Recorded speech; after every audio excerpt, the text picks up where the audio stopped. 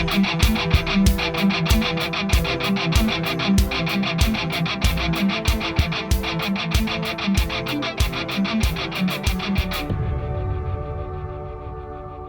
is Jerome Corsi, and today is Tuesday, June 13th, 2023. Thank you for joining us at thetruthcentral.com, thetruthcentral.com. We are doing podcasts every weekday. The first story I want to cover today is this commercial real estate market is again tanking all across the United States. It's not being well reported. Today's focus I want to give you is what they call the commercial mortgage-backed securities market, which they abbreviate CMBS. And what this is commercial properties get leases from banks. They are financed by banks. They have the banks basically give out a mortgage to whomever owns the commercial building, and they typically pay interest only. They can get those kind of loans from banks. A balloon payment at the end when they refinance the commercial building. They expect it to have a bigger value. It will not be hard to pay off the principal of the loan in a refinancing. Of course, when the markets crash, that doesn't happen because the values go down. And right now, what this article is, this is from Wolf Street, wolfstreet.com, which I consider to be a very, very good source of economic news.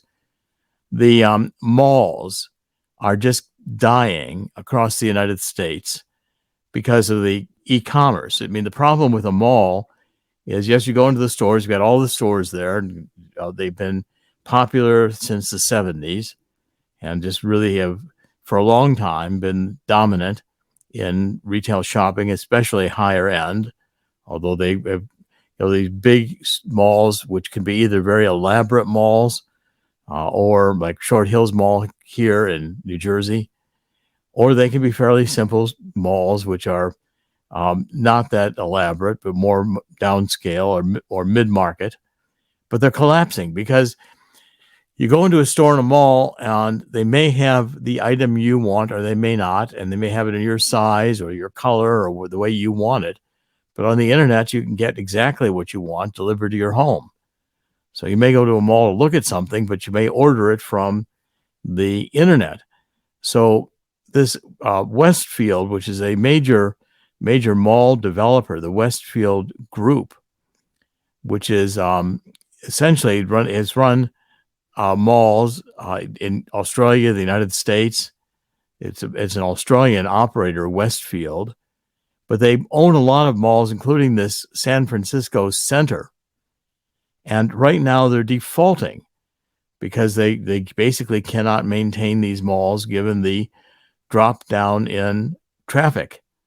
And with the center cities becoming so blighted with San Francisco, with the homelessness, the feces on the street, I've been reporting on this repeatedly, the insane LGBT in your face, very radical. These pride marches aren't doing a lot to attract downtown traffic. So Westfield just walked away from a 1 million square foot it was the Westfield Palm Desert Mall in Palm Desert, California, which is a 575 square foot mall, and it had good anchor stores. It served as a collateral for a $125 million interest-owned mortgage that was securitized in 2014 into a collateralized mortgage-backed security and sold to bond funds and pension funds and whomever. At the time, Wall Street had the portion of the mall that was appraised at $212 million, but by August 2021, the mall wasn't worth the loan amount of $125 million. So essentially, they just walk away from the mall. And that means that the holders of the securities, these commercial mortgage-backed securities, are left bankrupt. I mean, the security's done. It's dead. It's not paying off anymore. It means it's a bad asset. It means that you take a hit in your pension fund, or if a bank is holding it, you take a hit on the bank assets. These mortgage-backed securities are commonly held in investment funds. You may have some mutual funds that invest in mortgage-backed securities. But the point is, as this market collapses, and there was an article also in the San Francisco Chronicle, which caught my attention about this exact collapse. But the point is that this was a very, very prominent mall. It was a mall that I knew in San Francisco and liked, enjoyed, but it's now done. It's closed.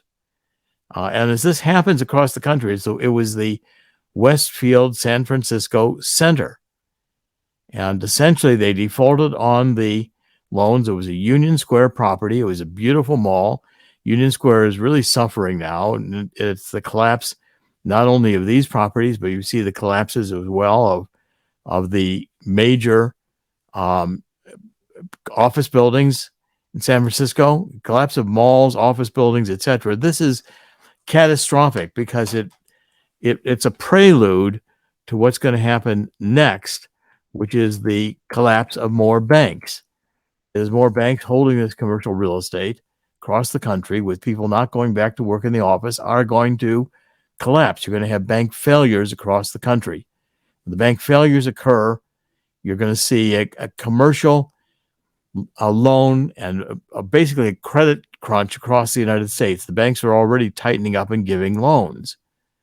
So this is a major, major problem. And I'm going to start working on the 15th. I'm going to show you some more books today. And somebody had a very good idea in the comments, which is that we ought to have in the bookstore the books I'm referring to so you can buy them. I think we'll move in that direction.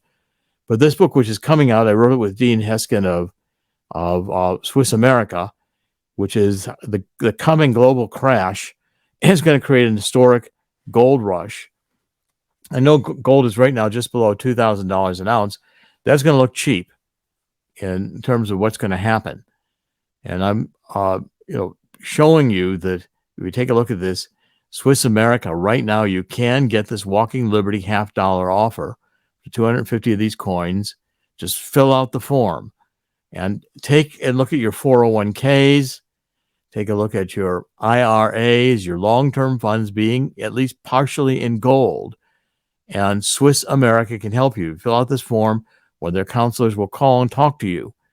You do not want to have your IRA and your 401k in the stock market. And then mutual funds are typically the case. We could have a 10,000 point crash in the stock market coming when this hits. And it's going to hit. We just have too much debt, and we have an energy crisis going on. This mixture is deadly, and it's going to produce an economic decline.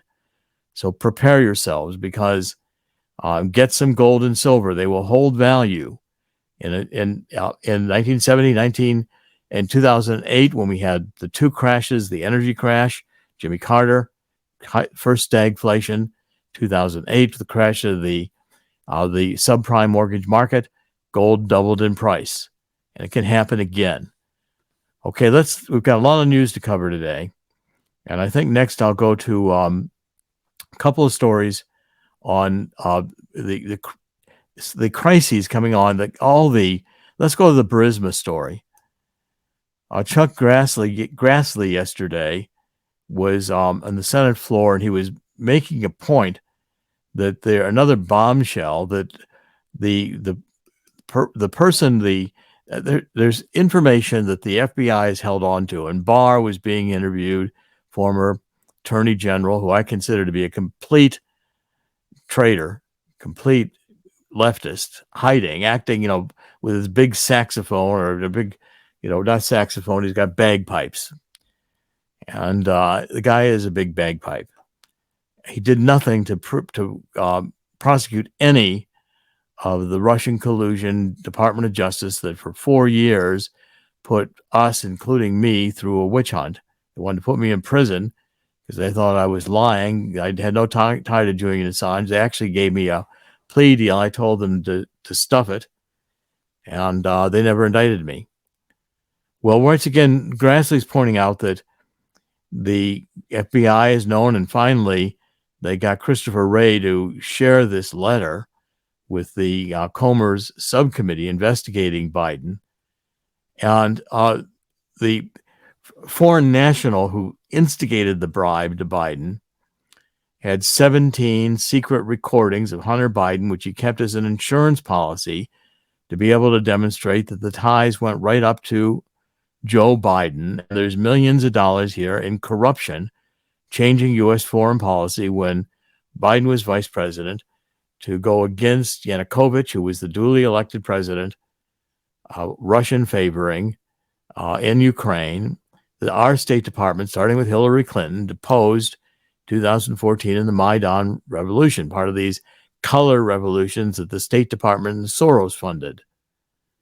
The Ukraine has been a problem that we created by pushing NATO into pushing Ukraine into NATO, and the Democrats in the State Department were behind this, with the Atlantic Council, which is another, not-for-profit group, an NGO in Washington, being very, very favorable to Ukraine. Well, of course they're favorable. Even Victoria Nuland in the State Department, Hillary. I wouldn't be surprised if they all have economic ties to Ukraine, and we're all getting paid out of Ukraine.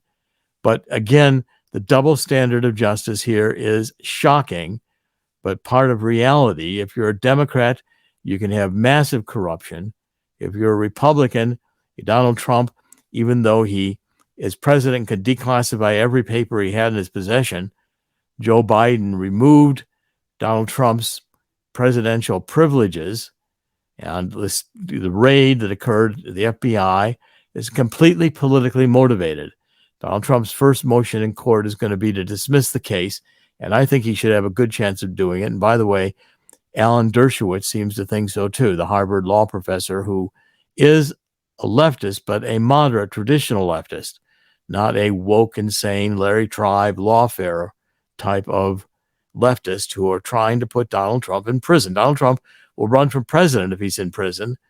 And like Eugene Debs, the labor organizer who in World War I was convicted for giving a speech in Canton, Ohio, under the Espionage Act, the same acts they're trying to get Donald Trump under. These are 1917 Act, World War I laws that they're pulling out of the cellar to try to have another witch hunt against Donald Trump. He's only been through Russian collusion for 4 years, starting in 2016 with Hillary lying and getting away with it, that Russia stole the Democrats' emails. Hillary's getting away with that. And then she had her own private email server, which violated all kinds of national security regulations. No one did anything about that. I reported it on it extensively.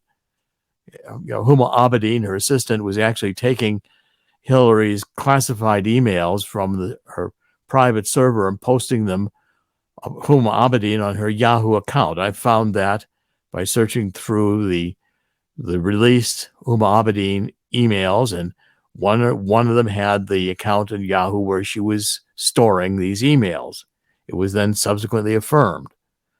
Well, the EU is also engaging in the corruption. Take a look at this next story, which is there's a huge EU scandal, and these are the EU buildings. They're all look like these Babel, Tower of Babel, bizarre, big buildings constructed in Brussels, trendy.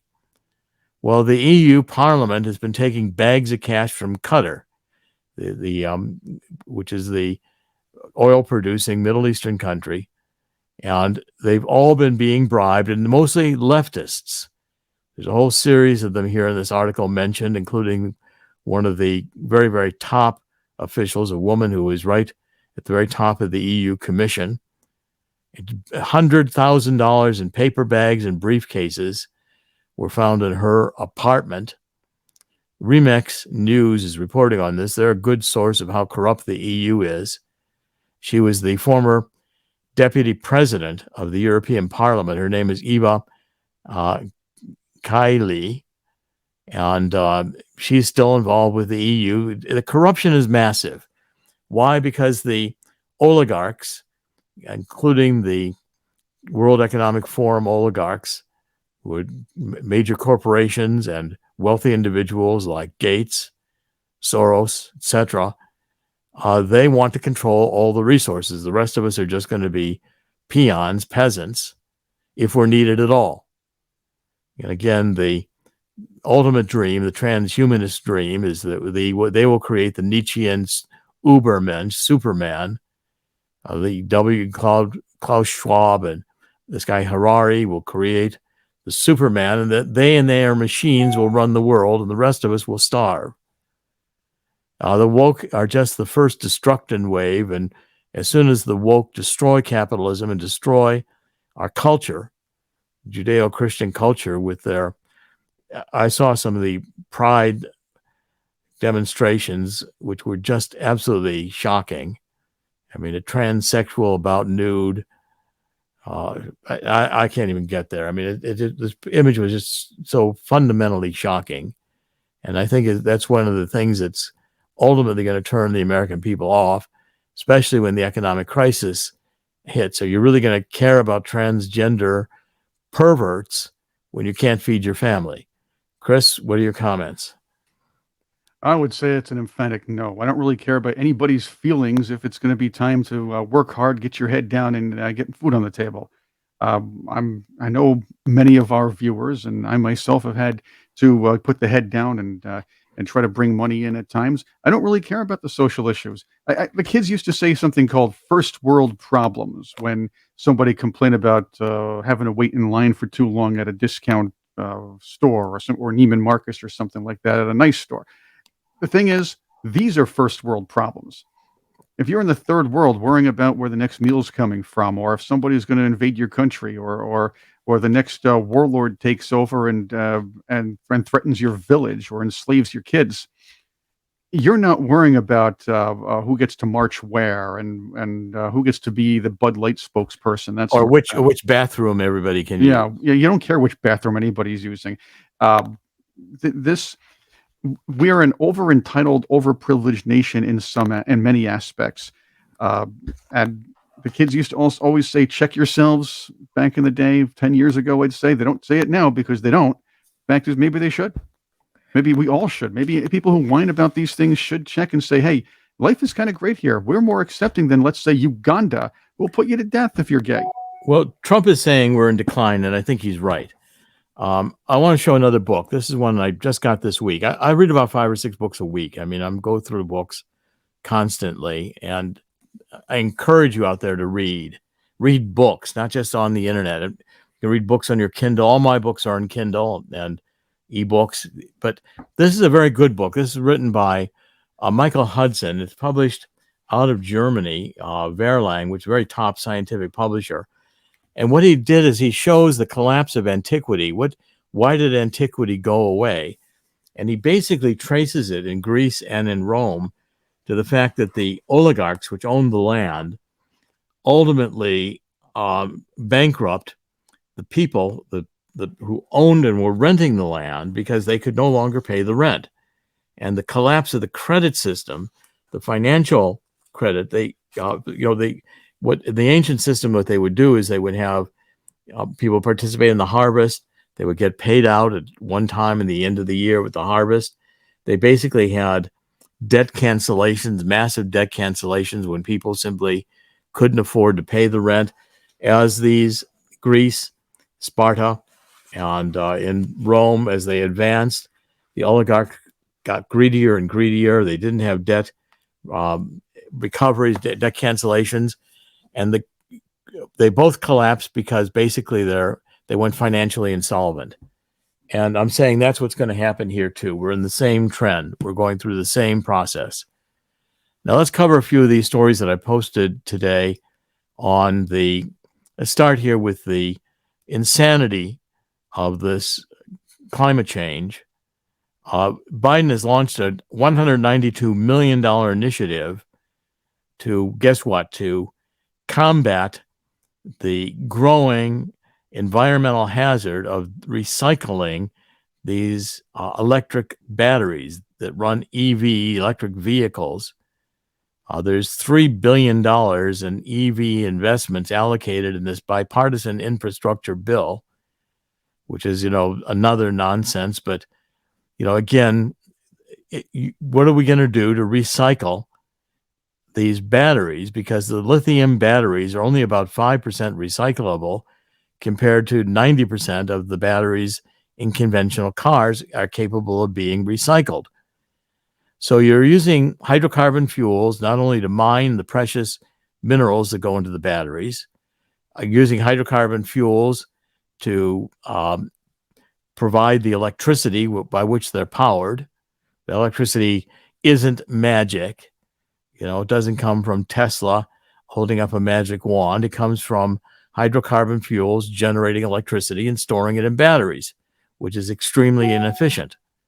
And by the way, I see reports, there's so much news today, I couldn't possibly cover it all, but there are reports that when these wildfires set in Canada, and there's increasing evidence that they were arson and eco-terrorism set to try to show the world, punish us in New York for not going along with their climate change agenda and shutting down our industrial society. That's all right. Biden's doing a very good job of shutting down our industrial society all by himself.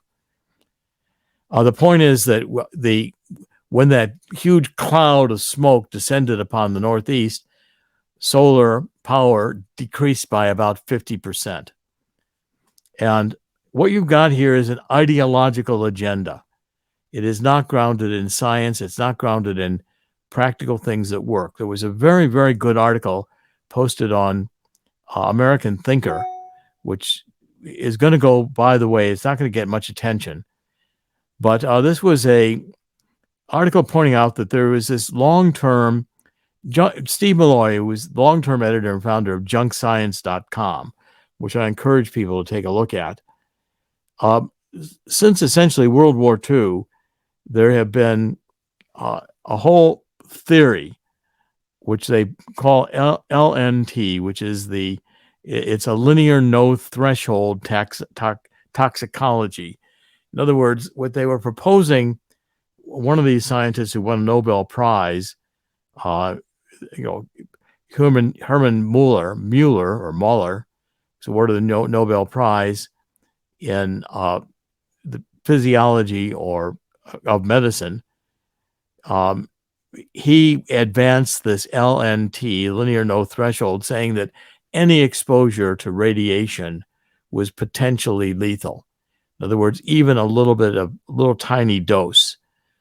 Well, this Dr. Ed Calabrese at Junk Science has pointed out an excellent series of videos that the LNT toxicology was always a lie. The data were made up.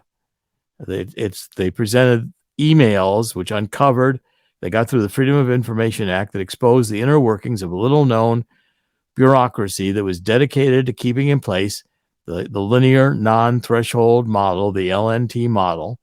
So the regulatory agencies, which then adopted this as standards for radiation, could crack down and say, no radiation.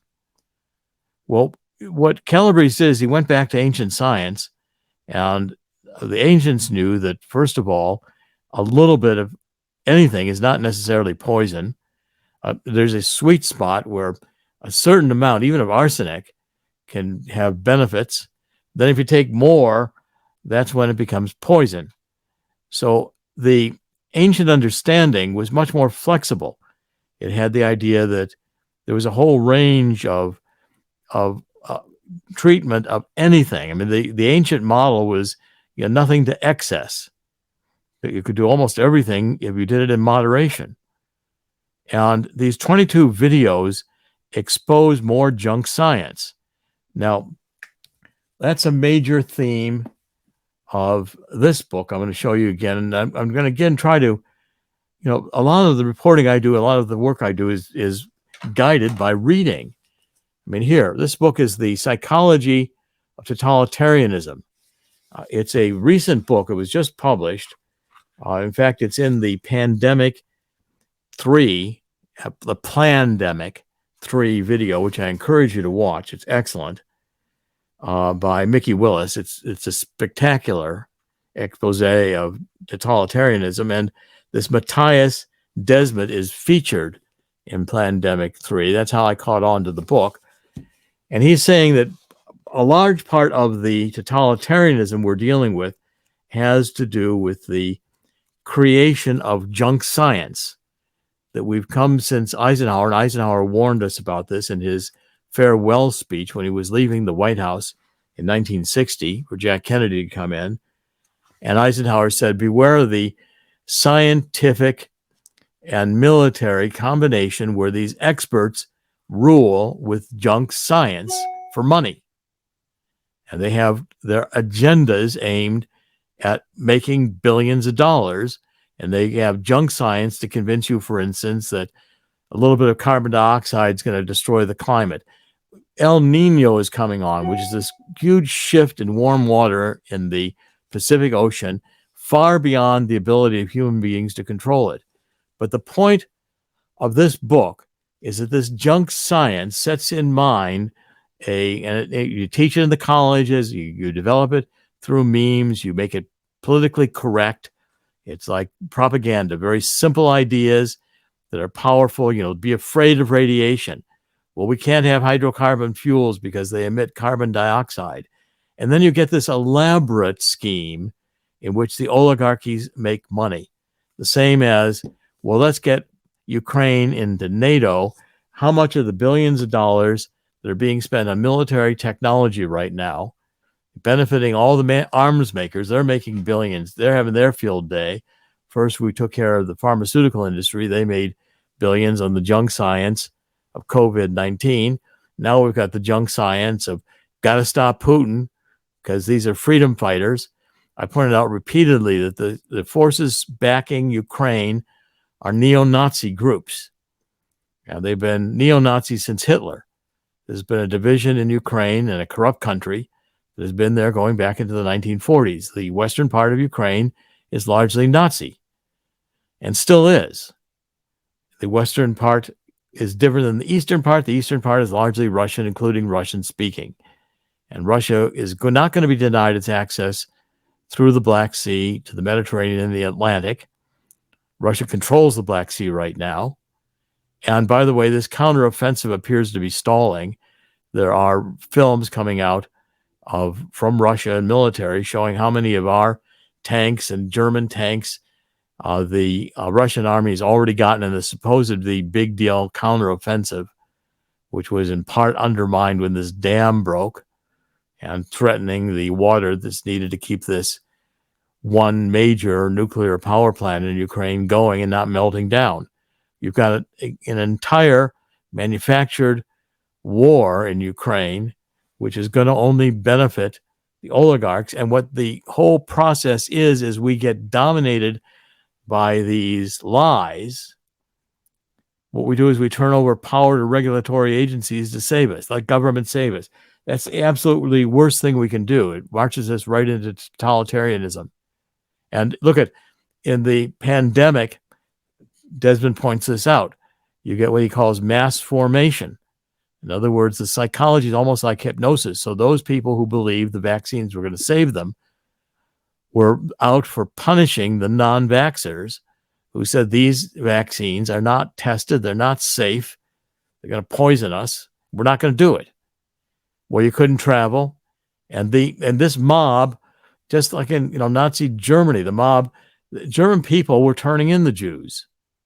It wasn't unknown. There've been books written about this going back 20, 30 years. I have a whole library exposing the idea that the Germans didn't know about the Holocaust. Of course they knew. They participated in it. I mean, this is, again, the psychology, this mass hypnosis psychology that we're in, which is going on right now. It's controlled by the neo-Marxists who want to destroy America. And by the way, Biden with his pride flag flying from the White House this month, the memes on Twitter and other sources about Biden and his love of the pride LGBT agenda. These are hilarious. Take a look at them. There's different places where they are noticed in the internet. You can find them pretty easily. Okay, we're going to cover a couple more stories here on this insanity of the global warming agenda. Let's see. I have one here that we covered the batteries, covered the nuclear power plant. I mean, the radiation theory. Let's go to the my article, which is the IPCC agenda, this intergovernmental panel on climate change for the UN. This article I published in the AmericanThinker.com. And Mark Morano, just thank you, Mark, posted it up on his Climate Depot.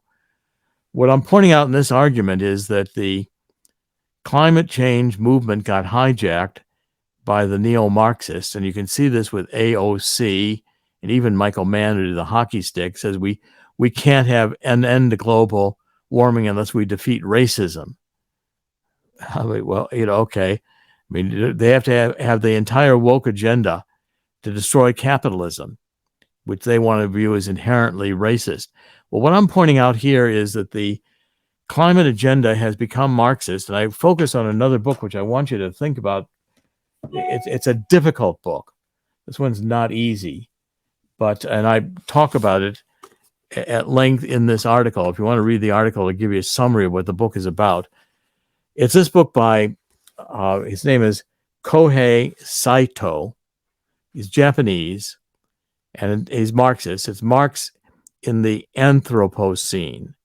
Okay, now the Anthropocene is the new climate change word for the era we are in, the geologic time. And they call it Anthropocene because anthropos, of course, is the Greek word for human being. So we are our own destruction is the theme.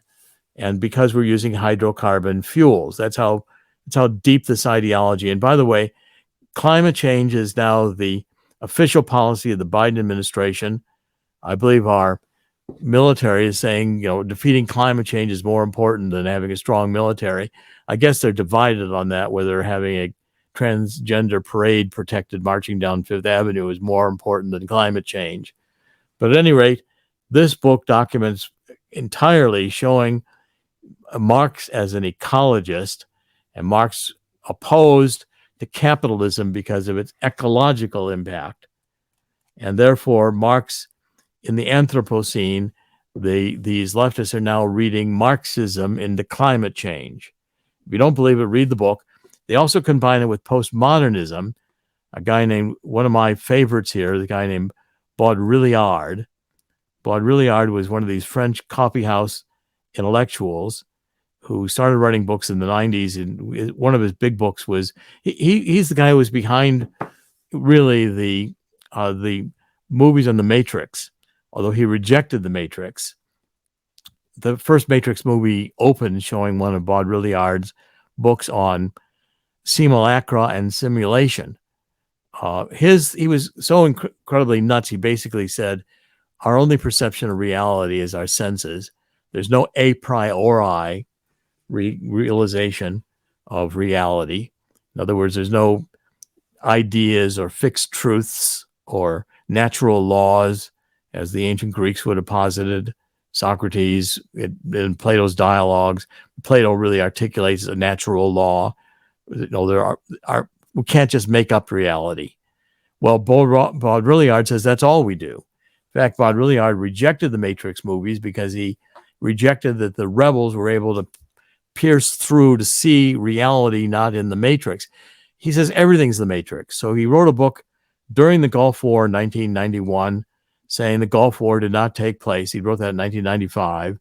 Well, he knew the Gulf War took place. What he meant was that our construction of that we were going to pose Saddam Hussein, and ultimately Saddam Hussein had nuclear weapons. None of that happened. He said nothing happened with it. We sent all these armies over there. We took Baghdad. We left. Well, Saddam Hussein was still there. Kuwait was still producing oil. We got Kuwait's oil fields stabilized. And he said the whole narrative was a lie to justify the war. Well, now he had a point on that.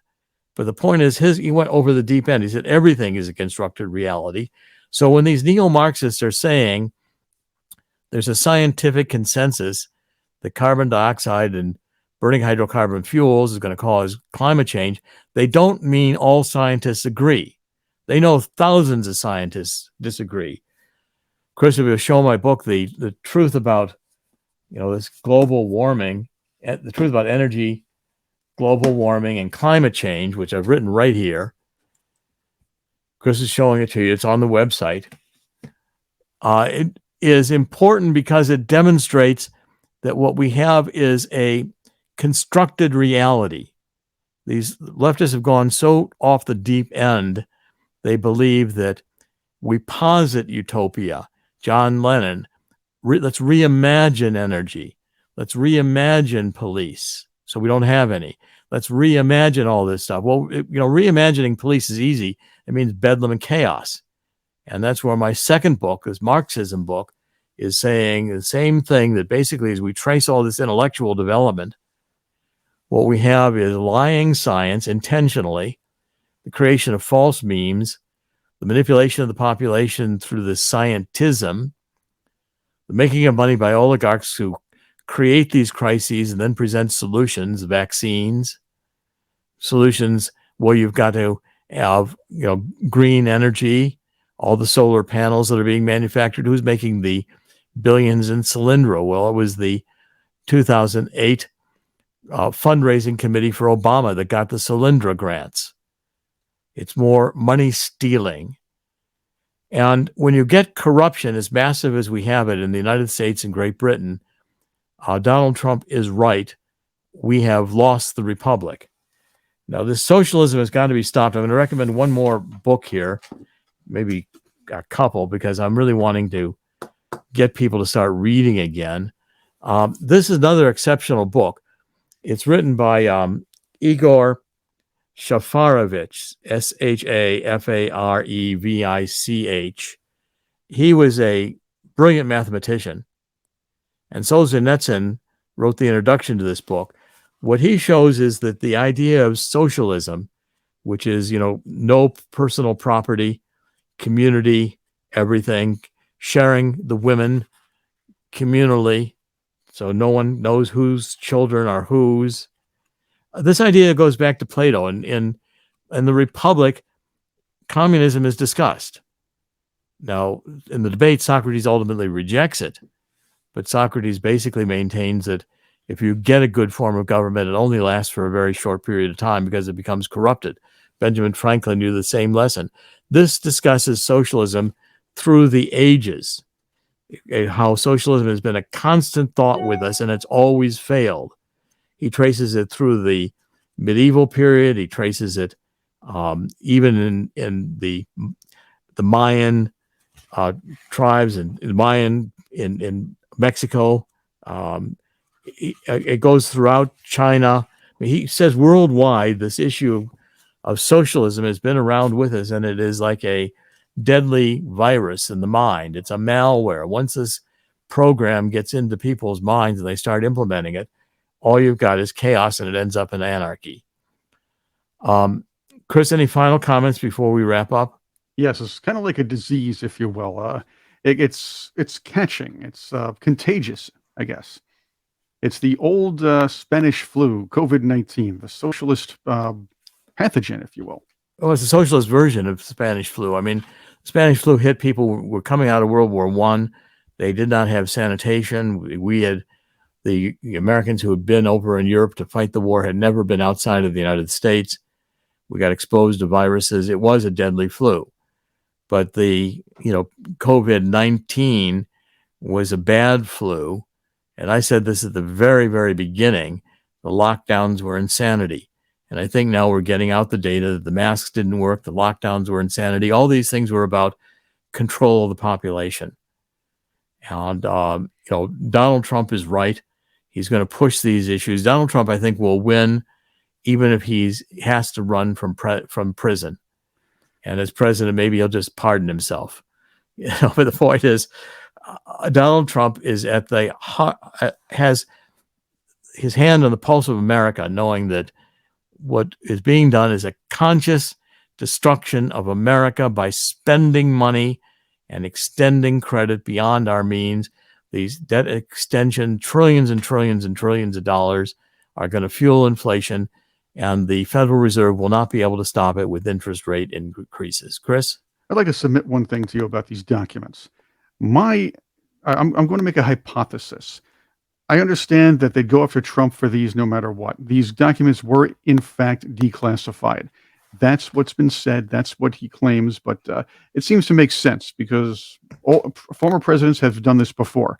My contention is that these documents contain some sensitive information, not about not mainly about maneuvers, operations, but information that can incriminate certain people who are in power at the moment, people who do not want these things to get out. And again, sober guy at the party. That's what Trump was when he was hanging around with these people. Now he has the proof. They wanted to stop at nothing to get it out of, to stop him from not only running for president, but to stop him from releasing the information on those papers. Well, he had information about what was in the JFK assassination reports that have not been released. He got briefed on that. He has information on Burisma and Biden that was probably not released. He's got lots of things that could probably hang a lot of people. Exactly. He got information on Hillary Clinton and her server, and Right. he had these documents running for president again. He may have used some of them. I'm sure they do want to get a hold of the documents before Trump had a chance to use them. They also hate Trump. Right. And two things you're never going to see in this lifetime, unless there's some miracle. You're never going to see the Epstein client list, and you're never going to see what was in those documents that the government so badly needed out of Mar-a-Lago. Well, never's a long time, and the Bible says ultimately the truth comes out. And I believe that we will get the truth. And let's wrap this up. We're going a little over time. This is Dr. Jerome Corsi. Today is Tuesday. It's June 13th, 2023. In the end, God always wins. The truth will come out. Those of us who are being censored will not be censored forever. You know, the Jeremiah understood that it was his oppressors who would be greatly ashamed. And over time, it will be these criminals destroying America intentionally who will be greatly ashamed. The patriotic spirit of the United States is not yet dead. And as the American people begin to suffer the economic pain, and I mean pain that's coming, we're going to be reevaluating how much woke we really want to put up with. In the end, God always wins. God will win here too. I just hope it doesn't take nuclear war for God to win. It might. This is Dr. Jerome Corsi. I encourage you in the spirit of 2 Chronicles 7:14, that we all need to get down on our knees and repent that we allowed the Supreme Court to start taking God out of the schools in the 1940s. We'll be back tomorrow. This is thetruthcentral.com, and we're doing podcasts every weekday. Thank you for joining us. God bless.